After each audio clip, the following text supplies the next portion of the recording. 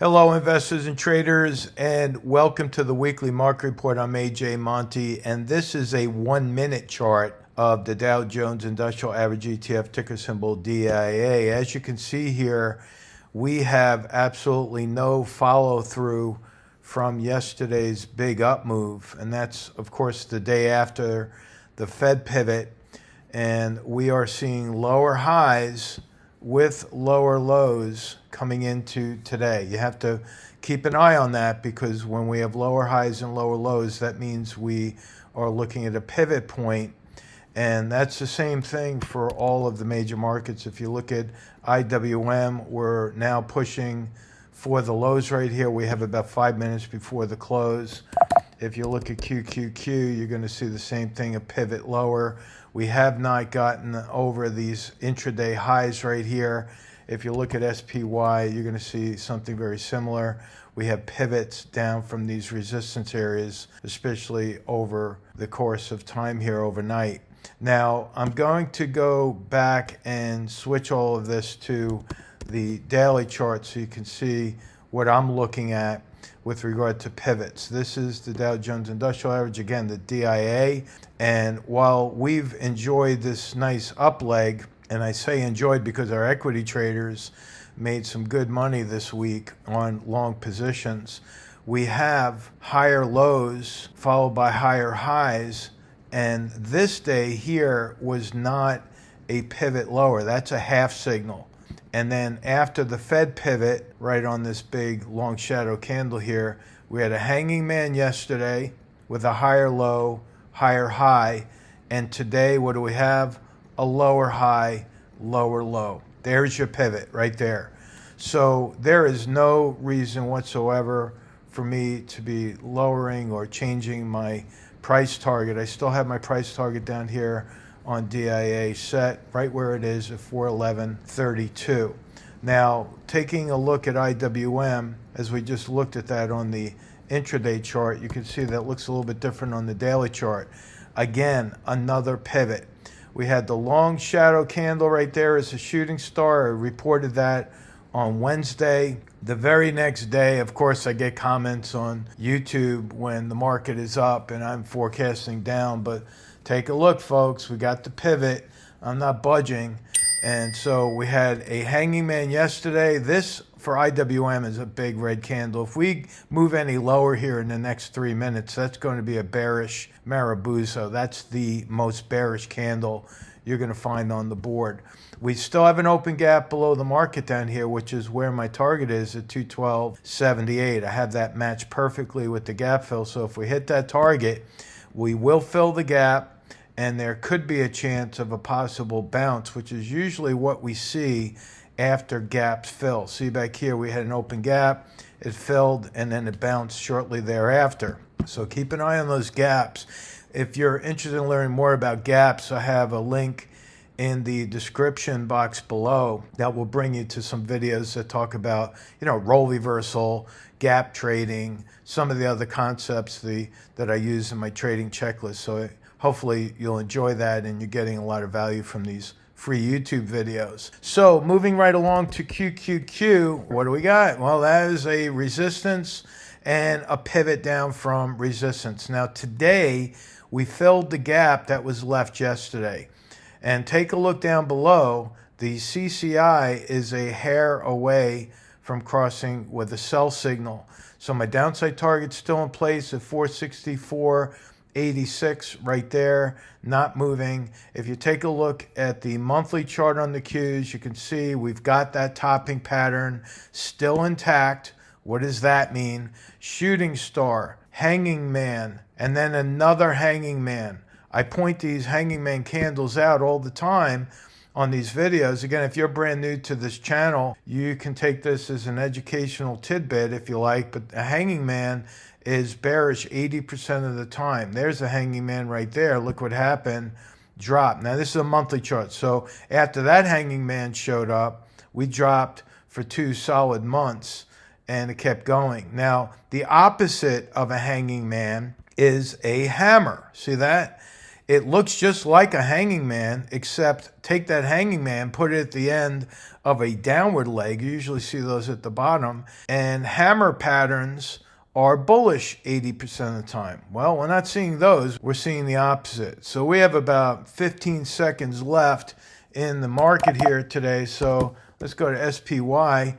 Taking a look at that monthly chart. There it is. We got hanging man, shooting star back to back to back. And there it is, the closing bell for Friday, September 20th. We only have a little bit more time left in this month. I doubt very much that's going to change into anything but what it is, and that's that hanging man candle. Look at the drop in volume on this monthly chart right there. Big time drop in volume. That's bearish. So taking a look at SPY and the oscillators down below, you've got the stochastics still overbought.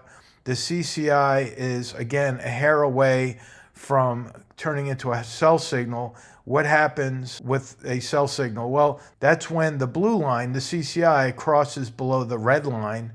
That's when the sell signal is generated. You can see last time that happened, when we crossed below the sell signal, we reached that exact top, and it wasn't long after that where we saw the next big down leg. So I am expecting a similar reaction once it happens. Watch out below. I'll be putting out an article through Zero Hedge on Monday morning, so stay tuned for that. I'll put a link to Zero Hedge so you can track us down. I'll be listed in the contributors tab at the top of the page, and you can read about what I'm going to be talking about with regard to gold, and I'll get to that in a minute. But first, let's look at VIX. You see what's happening here. I have an upside target. I'm not moving on that. That's 2668. Look how oversold that CCI is down there. See that? That's one of the lowest readings on the CCI. It is oversold. You see, look at that blue bubble off to the right. Anything less than minus 100 is oversold. It's now minus 108.28. It's oversold. When that starts moving back up or pivoting up, you have a buy signal on the VIX, which for the most part is very bearish for the S&P. Keep in mind, they're inversely related. And I always say for the most part, I said that last week, but it's not always, but the large majority of the time, when the VIX starts moving up or pivoting up, the general markets are moving down, particularly the S&P. Now, I mentioned gold. Look what's happening with gold. Now, I'm going to go into the daily chart, but then I want to go into the monthly chart. Gold is hitting another record high. Now, as a freebie forecast, I'm going to tell you right now, I'm putting a high-end price target on gold at $3,000 an ounce. Why? Well, our members could attest to this. I've been talking about this cup and handle for years now. And a cup and handle is when you have more or less a rounding bottom where it hits resistance and then pulls back from resistance right here, at which time it forms the handle. And this horizontal line is known as the brim or the rim. Once that breaks, this is very important you learn this pattern. Once it breaks, you can now count on the depth of the cup as your next target. So here's how you do it. You take the depth of the cup, you attach it to the breakout point in its length, and it's off the charts right there. But I'm putting a $3,000 price target on gold. My silver position is still intact. I will be adding to my silver position. I might as well talk about silver while I have this chart up. And you can see that silver also has a cup and handle, but it has not yet broken out of the brim. It's very, very close to doing that. This month, we have a bullish engulfing on silver. So I'm bullish on silver. I'm bullish on gold.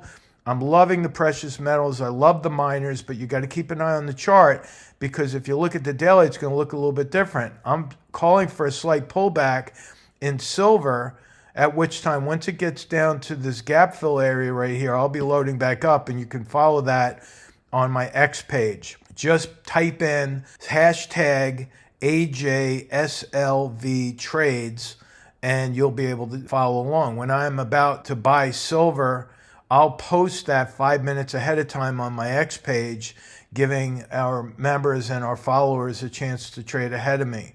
I like doing that because it gives the average person a leg up in the market. You see, most of the big money managers are glued to the fundamentals. They're not really paying too much attention to the technicals. Those who are paying attention to the technicals actually get an advantage over the institutions who are not using the charts.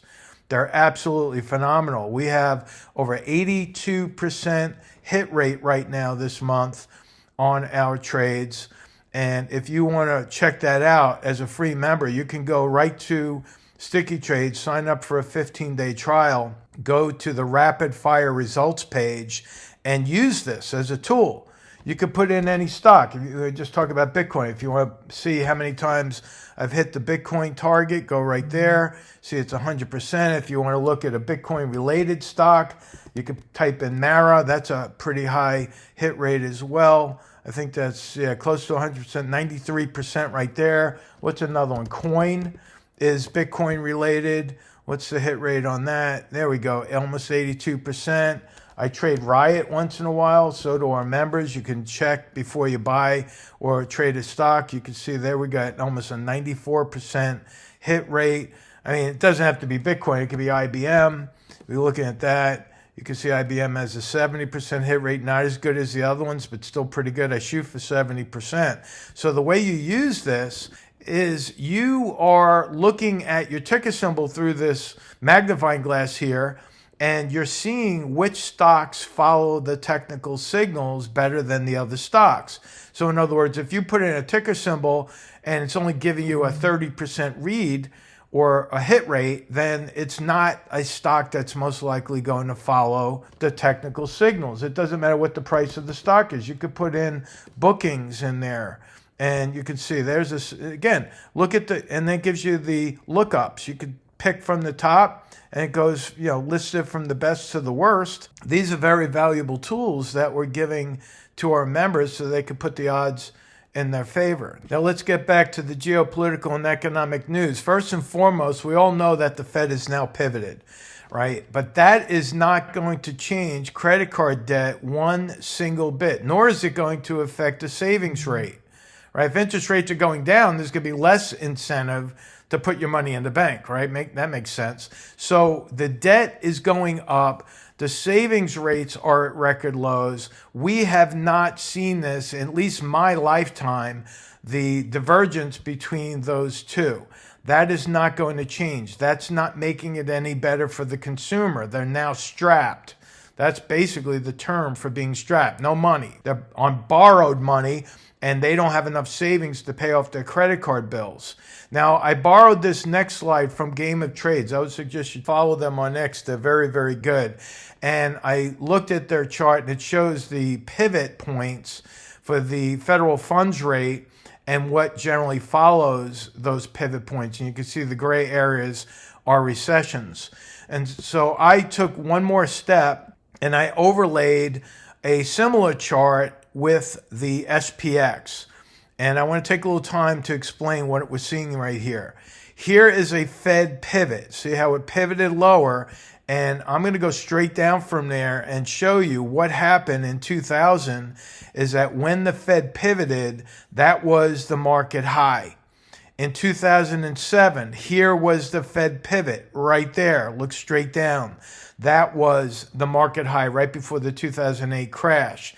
This is very interesting because the Fed pivoted, took a little while, but the market hit a high right here, and then we had the COVID crash. Obviously, the Fed pivot has nothing to do with a pandemic, but I find that very interesting in the timing. So here we are right now. We've got the Fed pivot. We got a cut of 50 basis points. Where are we? We're off the charts on the highs right there. So be very, very careful. I've already called the topping pattern. I could go so far and call a high, but you never know. I think we could still see maybe some fluctuation over the high mark, but I don't believe that October is going to be a very positive month for any of the bulls out there. In fact, I think just the opposite. September, the last part of September, and October are the worst times of the year. And Jamie Dimon has been putting out a warning for a good long time. It seems like his words are falling on deaf ears, but the CEO of JP Morgan is talking about how the outcome here is going to be worse than a recession. What's worse than a recession? Well, a depression is. What's the worst kind of recession or depression? That's when you have inflation along with a recession or a depression. A depression is nothing more than a prolonged recession. Don't get too scared by that D word right there. But that's exactly what I see. I'm in total agreement with Jamie Dimon here. And I'm not just listening to his words, I'm looking at the data. Look what happened today. FedEx, bam, down 14%. They missed on all counts with the earnings. They missed on revenue, they missed on earnings. And I've been telling people the Dow Jones Industrial Average is only 30 stocks.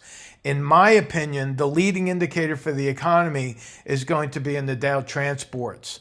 And FedEx was not the only transportation stock to drop. If you look at UPS, that took a hit. If you look at Old Dominion Freight, that was down.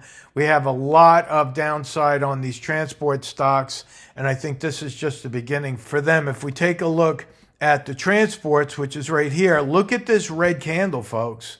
When was the last time we saw a red candle like that on the transports? Well, guess what? We haven't seen one that big and bad for the entire year. Now, if I take a step back and look at the monthly chart on the transports, what do you got? Well, we've got this triangle pattern that's forming, and the oscillators are showing negative divergences here with a pivot on the stochastic. So watch out below. If the transports go, so will the economy. Why is that? Because trucking companies and freight are the lifeblood of our economy. That lifeblood is traveling through the veins of our nation through the highways.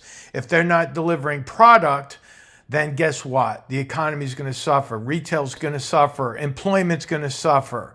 And it goes on and on. So keep this on your watch list. It's $DJT.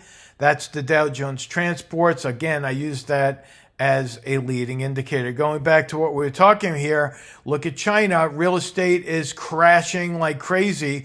That will eventually affect the U.S. There's no doubt about it. The domino effect is going to affect us, and the dominoes are absolutely falling down in China. Taking one more step, look at the geopolitical front right now. Well, this was not too long ago. This was just 8 days ago where Putin put a warning out, and he said to the world that if the U.S. arms Ukraine with long-range missiles and targets Russia, then it's going to be war for Britain, the U.S., and the NATO countries. This is not a threat.